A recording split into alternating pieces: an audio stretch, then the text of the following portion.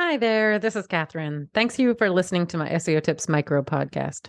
So, before we get into today's SEO tip, I just wanted to share with you the ways you can support the podcast if you're enjoying all the tips and finding them useful. So, you can send me a donation at buymeacoffee.com/Catherine W. Ong, O-N-G, and that's Catherine with a K. Any and all levels of donation are appreciated. It will help me offset the cost of producing the podcast. So, that's buymeacoffee.com/Katherinewong. I'd also encourage you to subscribe to our email list to make sure you're not missing any future episodes or any other news about the SEO Tips podcast. And to do that, you'd go to wostrategies.com/newsletter. Okay, on with today's tip. Did you know that Google doesn't use canonical tags as its first signal when picking which URL to show in search results?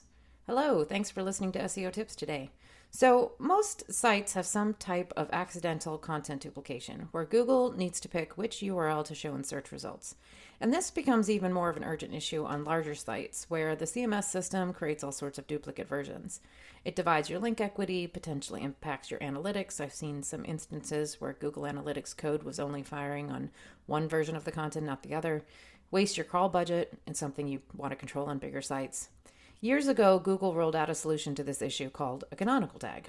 You'd put the tag on page B, the page you don't want indexed, or the URL you don't want indexed, pointing to page A, and then you'd put the tag on page A pointing to itself, and then you'd be set. The challenge is that the canonical tag is most often not implemented correctly, and the signals are confusing. And when that happens, Google just ignores the tag. But recently, at the Google Webmaster Conference, a Googler put the record straight around which signals they used to determine which URL Google would put in Google search. And those are, 1, they determine which site owns the URL. 2, they look at UX signals like speed and security.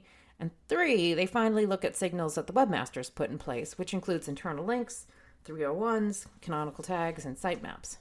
So it's a bit more complicated than you might have thought. This means that you really want to control which URL you want indexed. You really need to check the box on all of those signals. You'll see in Google Webmaster Tools under the coverage report, under excluded, which URLs Google has marked as duplicate. Google chose a different canonical than the user. That's a clear indication that you've got a little bit more cleanup to do. So thanks for listening today, and come back tomorrow for another SEO tip.